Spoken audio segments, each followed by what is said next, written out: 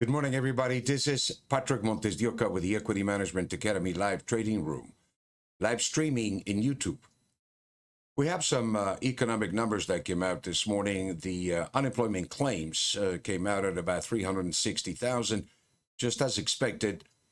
And the 10-year note is actually trading at about 132, 133, down a couple of percent. We're going to take a look at the market's reaction to these reports here as we come back here in a couple of minutes.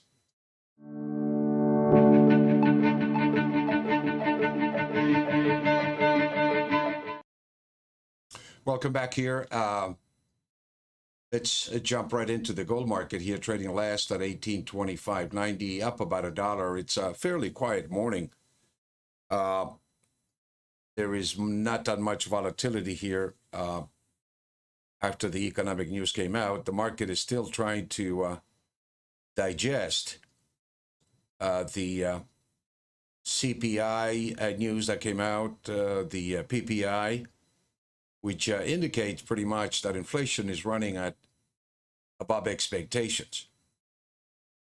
And so the big question right now that the market is dealing with is basically, is this inflation going to be temporary, like the Fed is suggesting it is, or is it going to be something of a longer duration? And I think that's the big question the markets are trying to define. In fact, the 10-year note is trying to identify exactly what, how is that affecting the marketplace. I want to bring up the 10-year note here for a minute.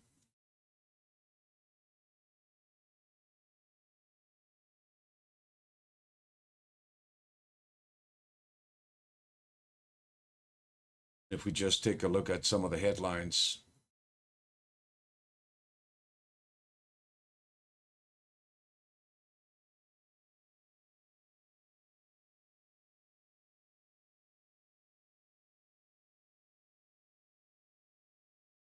Let's take a look at the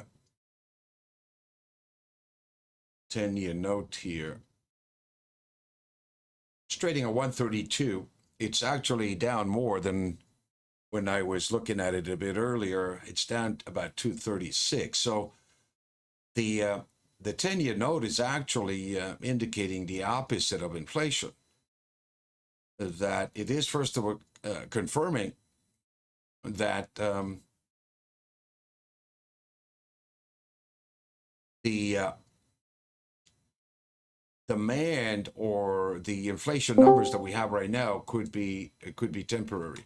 I'm watching the 10-year note very carefully, because if we start to see interest rates rise on the 10-year note, then we're getting very, very strong signs that we have some potential problems developing here in terms of the credit markets, in terms of the repo markets.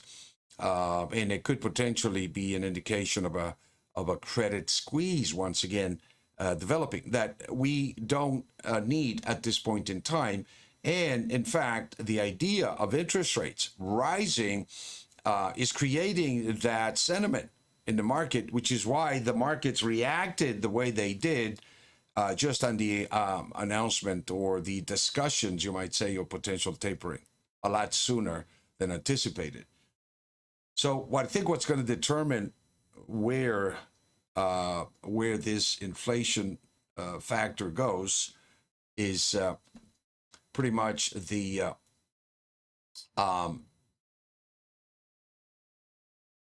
resolution of the supply chain short term in terms of accommodating this tremendous demand that we're seeing as we go back into the economy. So in looking at the 10-year note, it doesn't seem to be causing an alarm regarding pretty much the continuation of this inflationary factors. If we look at if we look at lumber,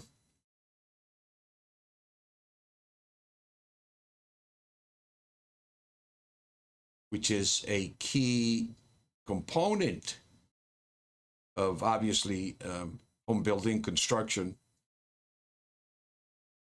price has come down to 610.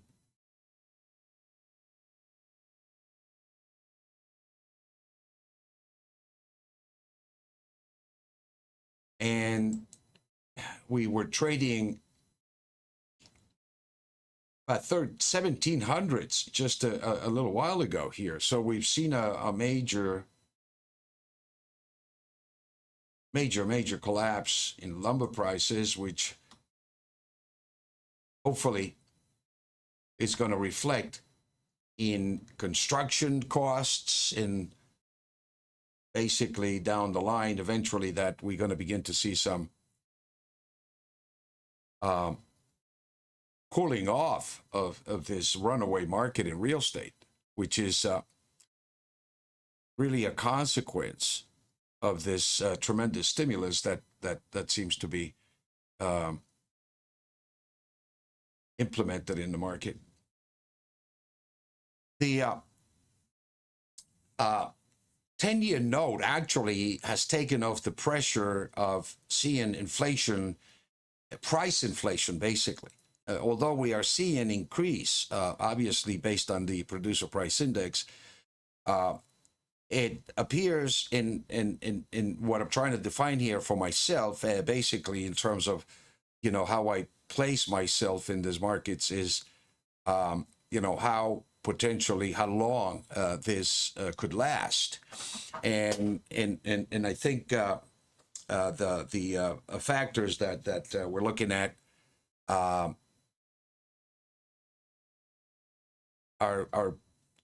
given as a kind of a mixed picture. We have two elements that I actually believe are important to acknowledge and analyze, and that is the fact that we have seen such a tremendous amount of equity being built into the real estate market. Trillions of dollars of unexpected wealth has been built into the equity markets, and for most homeowners here, they're flooded with equity. Additionally, we are looking at a continuation of supply stimulus in the market. And so we have a really unusual situation with the Fed's balance sheet exploding over $8 trillion, record savings. And in fact, the stimulus has exceeded the loss potentially that could have taken place as a consequence of the pandemic. So the world is sitting and flooded with cash. And it's a question of how fast this cash, this velocity, could enter into the economy. That's going to determine, I believe, whether this is a longer-term inflation factor that we have identified, or is it that the U.S. dollar is shifting in value as a currency against other world fiat currencies, and therefore the amount of stimulus that seems to be coming into the market is actually depleting or reducing the purchasing power of the underlying currency of your asset, which is in US dollars. And, if you really look back, since 1971, we have been exporting our inflation to the rest of the world. And I don't believe that we, until the 70s, obviously, or after the 70s, when Nixon lifted the dollar off the gold standard, that we entered into a world of fiat currency. And we began to print US dollars relentlessly. Um, and so we are, I believe, at a point where this stimulus is certainly jeopardizing the integrity of the purchasing power of the US dollar.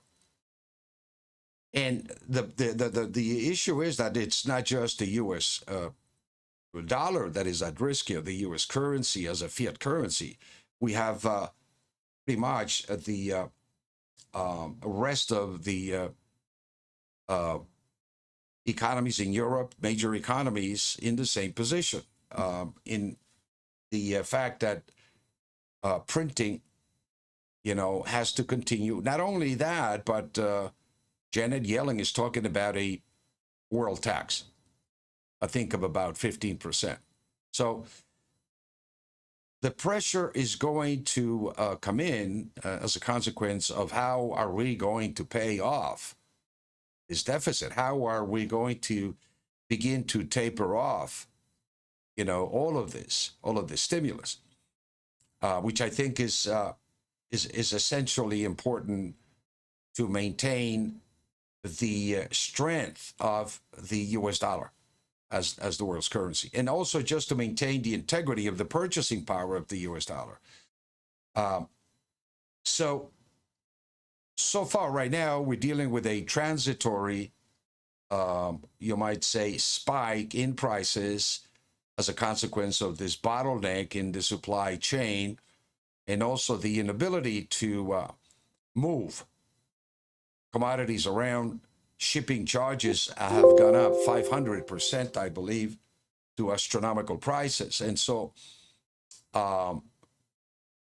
we are going to begin to feel, you might say, the pressure of price increasing in the basic wholesale level, you might say. So I do believe that we could see this last, until possibly the end of this year. And I think it's going to be important to see at that point the direction that interest rates are going to go. That's going to be a key factor. And I'm not so sure that I want to be in front of that train when it does happen, because if you saw just recently what happened to the markets on the last meeting, Chairman Powell was able to talk the markets, to cool off the markets here.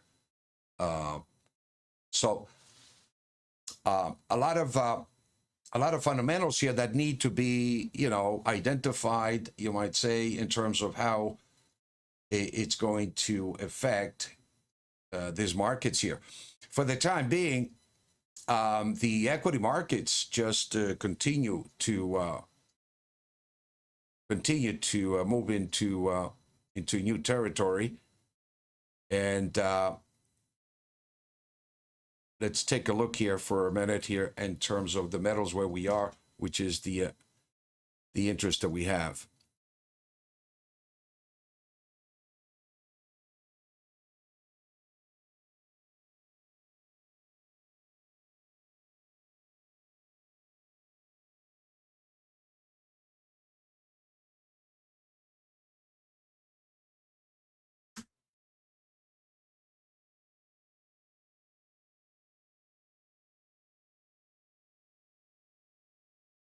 The gold market has reverted from a low of about 1791, as we saw here recently.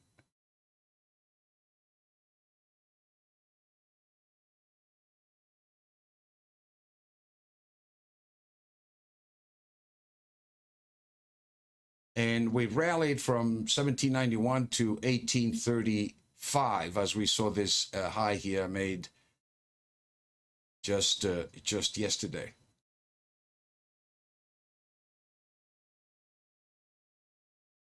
And we commented, if you take a look at my report yesterday, that when the price reaches these levels of red, you might say, it identifies the area of where the distribution of supply can come in.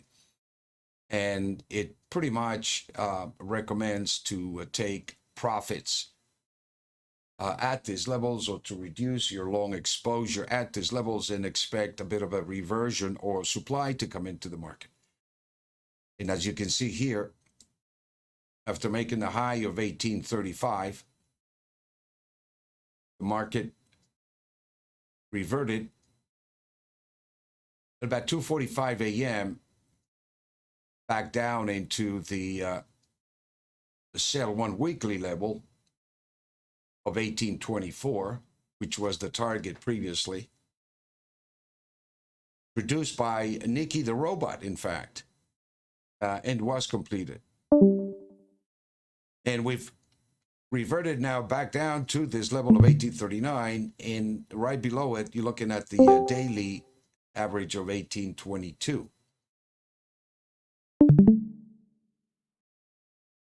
So where do we go from here? How do we read this intelligence?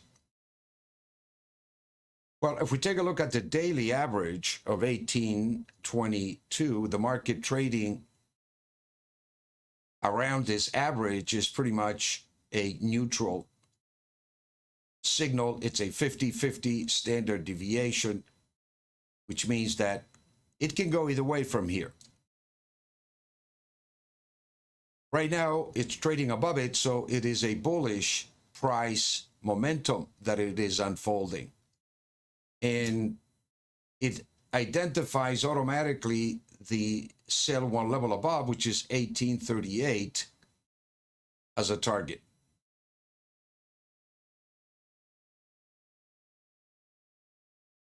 So we have the bullish daily price momentum, and we are entering into a distribution of supply on the weekly basis by closing below 1834. Now we have a bearish signal weekly and a bias, basically a bullish bias by the market trading above the average. So we got a bit of a mixed signal right here, and we want to allow for the market to define the supply and demand and identify basically the highest probability entry points. And that is essentially either the market is going to close below 1822 and come down to 1812, or we're going to run through the 1834 level, which is the weekly, and complete the targets of 1838, 1839. Now, the highest probability is the 1839 level to enter a trade, as it identifies not only the extreme level above the daily mean, but the sell 2 weekly target of 1839. Or it's going to come down to 1812, and then we can see what the price does at that level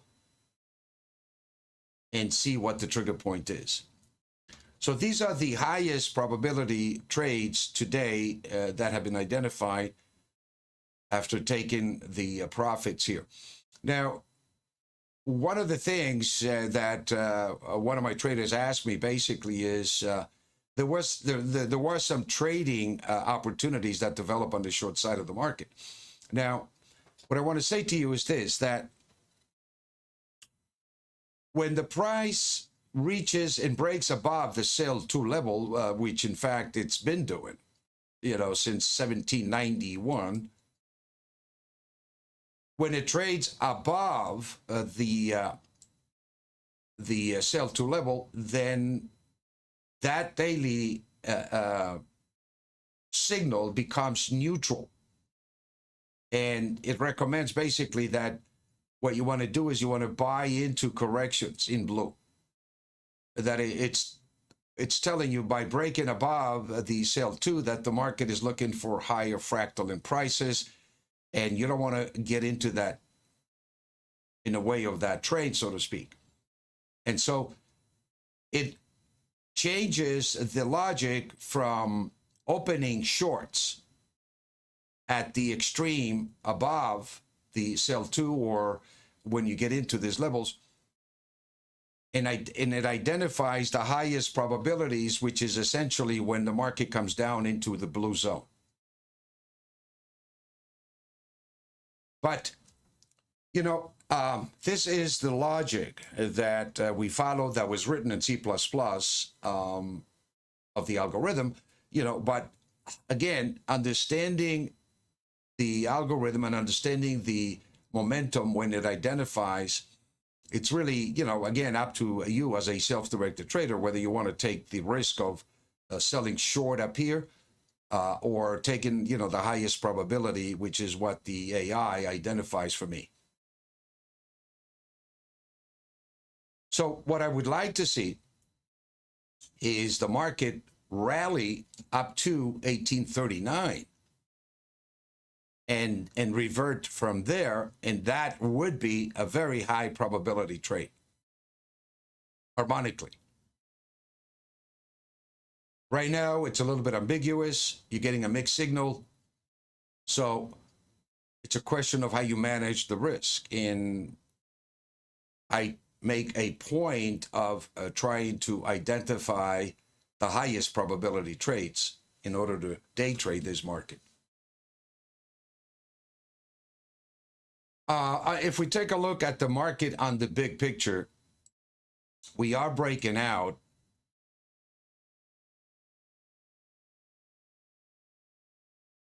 to the upside.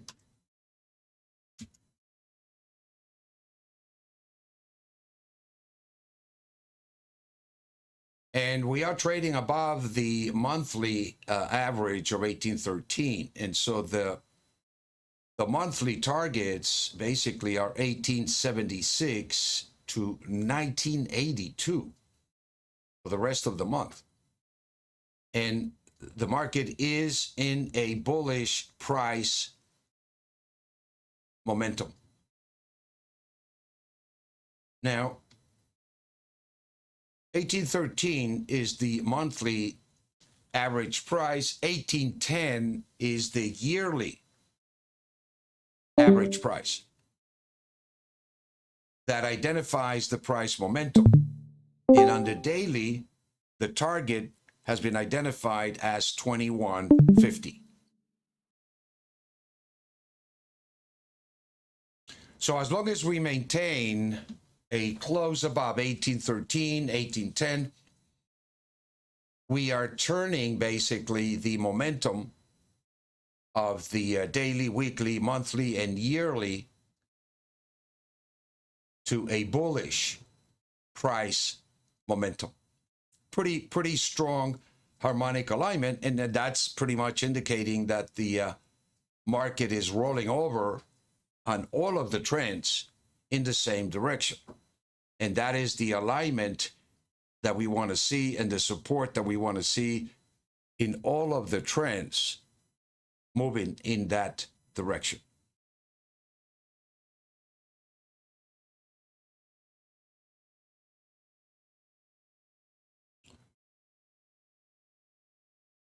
I spent a lot of time in the gold market because it is an indicator that you can use as a directional, you might say, price indicator, and depending upon your ability to use this as a GPS, then you can apply it and implement it in derivatives, options, stocks, in a portfolio that meets the individual.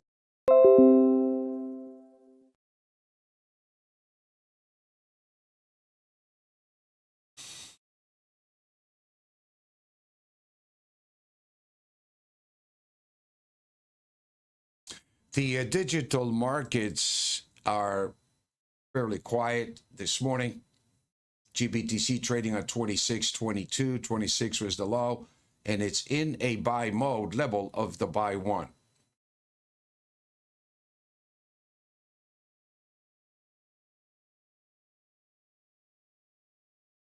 Coin, which is the Coinbase Global, is up about 257, 232. It's in the buy mode area, the accumulation of supply level that you see.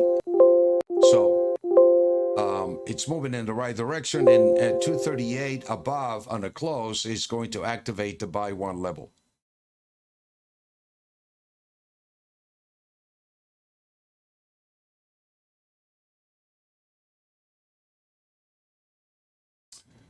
And Grayscale Digital, which is an ETF that we're focusing on and looking to take a long-term position here, is trading at 23.89, and it's activated a buy signal from the buy one level of 23.26, as you can see. So the VCPMI is an algorithm that you can use as a GPS for your trading. Identifies the direction of the market with basically a very specific structure that basically identifies the highest probabilities for you to be able to execute a trade in a mathematical manner, in a scientific manner.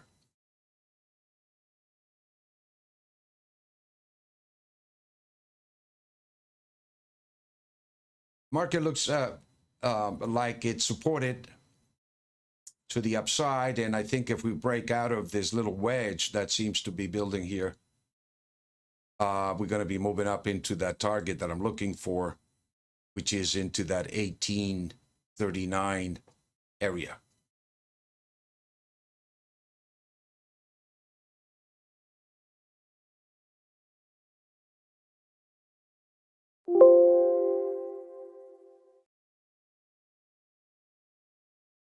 If you have a chance here, please check out my website. Go to services, products, live trading room, the media. We have reports that whenever we publish in Seeking Alpha, you can see these reports here. And basically, these are the reports that we publish in the Associated Press through Seeking Alpha. Feel free to go to media and check out my podcasts as well. And we will be publishing basically a weekly podcast, which is Niki the robot basically will be giving us a very good idea of the AI as we move into the following week or the following month. Let's just take a listen to the gold market, the monthly report that was published at the beginning of the month.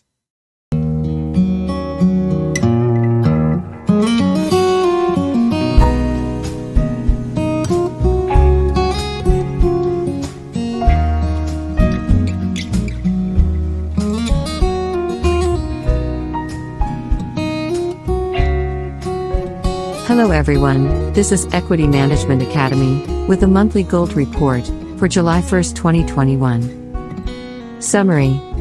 The monthly trend momentum of 1838 is bearish. The monthly VCPMI of 1813 is bearish price momentum. A close above 1813 stop negates this bearishness neutral. If short, take profits 1707 to 1644. Trading instructions. Monthly trend momentum, 1838, bullish. The gold futures contract closed at 1778. The market closing below the 9 SMA of 1838 is confirmation that the trend momentum is bearish. A close above the 9 SMA would negate the bullish monthly trend to neutral. Monthly price momentum, 1813, bearish. With the market closing below the VC monthly price momentum indicator of 1813, it confirms that the price momentum is bearish. A close below the VC monthly would negate the bearish signal to neutral. Monthly price indicator. Exit. Longs. Sell 1, 1876. Sell 2, 1982. Exit. Shorts. Buy 1, 1707. Buy 2, 1644. Look to take profits if short on corrections at the 1844 to 1707 levels, and go long on a weekly reversal stop. If long, use the 1707 level as a monthly stop close only, and good till cancelled order. Look to take profits on longs, as we reach the 1876 to 1982 levels during the month. Disclosure: we are, long GDX. Disclaimer. The information in the market commentaries was obtained from sources believed to be reliable, but we do not guarantee its accuracy. Neither the information nor any opinion expressed herein constitutes a solicitation of the purchase or sale of any futures or options contracts. Thank you for listening. If you want to learn more about what we do, please go to the Equity Management Academy, EMA2Trade.com, or listen to any of our previous episodes.